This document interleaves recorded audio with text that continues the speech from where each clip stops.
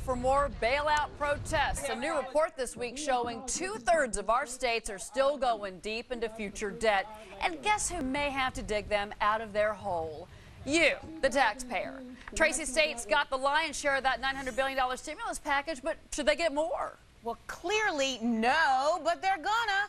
Cheryl, $84 billion fiscal shortfall for 2011 for all our states. Illinois is the top of the list. You got Pennsylvania, Michigan, South Carolina. I mean, these guys are in dire straits. They're going to come marching to D.C. with their hand out. And you know what? Unfortunately, we are going to give them money. And we, the taxpayer, are going to end up bailing out states like California that are willing to spend $800,000 on a city manager in Bell, California.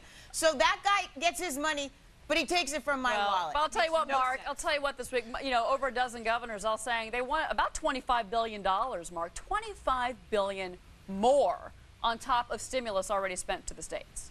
Well, that's far too little. You know, I don't know when the lion's share of $900 billion was $40 billion. We gave $40 billion to the states. That's less than 5% of the stimulus package. You recall, the Democrats had an initial package to give more than $80 billion, and the Republicans insisted on slashing that aid. Let's remember what causes deficits, all right? You've got structural deficits. That's caused by shoveling all that money to the rich we talked about, wars unpaid for, things like that. And you have recession-caused deficits, and that's caused by the fact that less people have money, they pay less in taxes, and states pay more on unemployment aid. As the economy gets better, the states will need less money, but they need it now. They can't print it. Only the feds can. You know what causes deficits? Excess spending, Mark. That's what causes deficits. It worked in the 90s. Yeah. All right, but I'll tell you what, John Layfield, let me bring John Layfield into this, because what the states are saying is that it's Medicaid, it's unemployment. They say that's what's sinking their budgets. John Layfield? Yeah, that is exactly what's sinking their budget. And Mark, I guess you get your numbers out of the sports page because they're very wrong. It's $140 billion went out of stimulus, and they actually are paying them $194 billion this year. They're going to be short about $180 billion next year. You have the states right now saying they're going to have to cut 500,000 jobs. It's more like 1 to 2 million jobs is what's going to have to be cut, because the July 1st is the start of their fiscal year. Obama does not want that to happen before midterms. This is politically motivated. And you don't want to want to give these states money. Instead of telling the states, balance your budget like you have to by law, Obama's willing to break that law and say, we're just going to give you money. I'll just borrow more from China.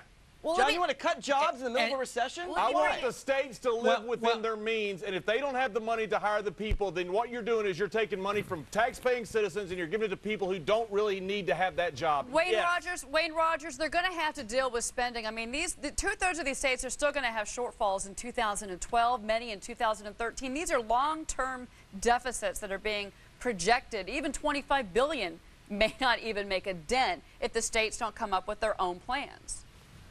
That's true, but I think the feds should bail out some of the states. Most of this deficit is caused by Medicaid overruns and things like that. You can bail them out, but you've got to tie strings to it. States, everybody has to bring to a budget. You know, it's like teenage kids who are given an allowance and invariably blow it. So every time the states get into trouble, they've got to have some sort of a fiscal discipline to get out. Now, but in this case, I think the Fed should take them, help bail them out, but they should tie strings to it so that going forward they are fiscally responsible. Wayne, you hit the nail on the head. I mean, the states have amassed these huge, unbelievable deficits, and it's not because of the police, it's not because of the courts, it's not because of the proper functions of government. It's from these, lo and behold, bloated entitlement programs, the Medicare, the benefits. I mean, Mark, that's where all this money is going. The recession Illinois and California. Illinois and California are listed amongst the top credits likely to default. It's not the police force that put them in that position. It was union and in government, in education, entitlement spending. Well, but Mark, needless to say, they still got fiscal problems. So you're agreeing with me, correct? It sounds like Jonathan and Wayne agree. I'm kind of surprised, but yes, you both agree on that one. But Mark, you don't. It's the recession that's causing this. Look, a recession causes less tax receipts to come in. It causes more money to go out in unemployment, welfare, and health benefits. It always causes deficits to increase, and states have to balance their budget. You know what the recession does to people's households? It makes them cut back.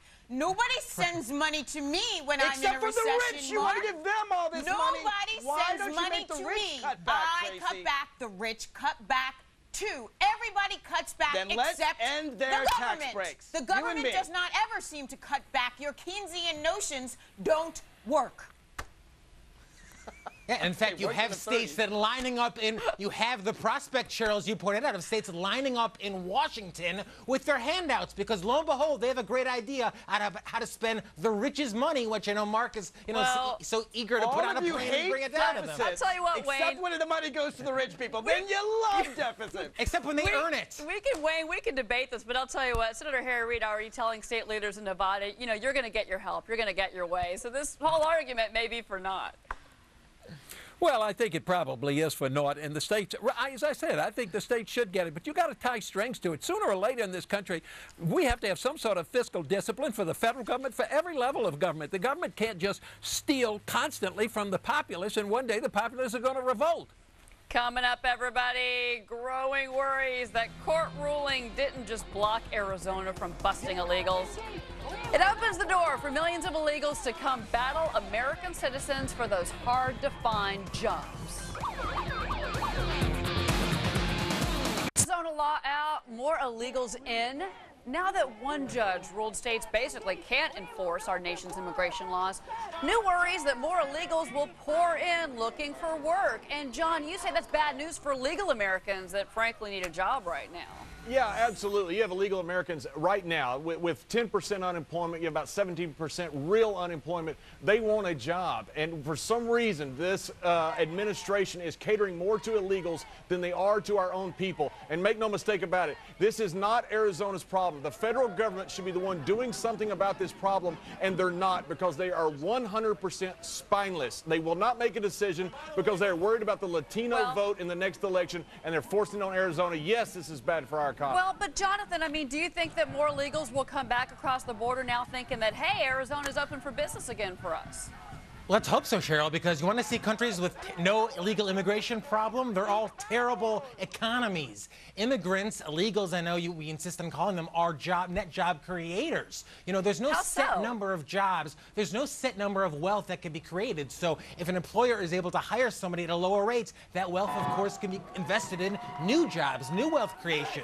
I think what John is alluding to, that cost, is the cost of the entitlement state. But you know what? At least the illegal is productive. The welfare mom just sits on her couch watching TV all day long. Hold on, though, Wayne. Wayne Rogers, I'll tell you what, though. I'm from Arizona, and look, it is much easier to go down to Home Depot and pick up a few illegal immigrants. You pay them in cash for a day's work. You don't pay taxes. It's less money, and it happens all the time in that state. Those jobs go to illegals, not to U.S. citizens.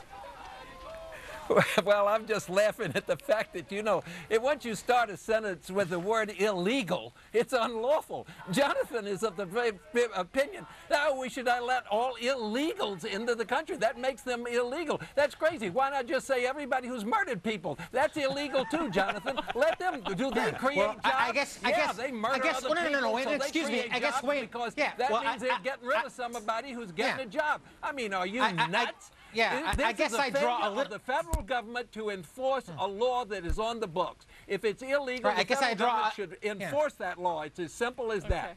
Jonathan? I guess I draw a little bit of a distinction between somebody who wants to work at Home Depot or from Home Depot and somebody that's killed somebody, Wayne. I think that's a bit of a stretch.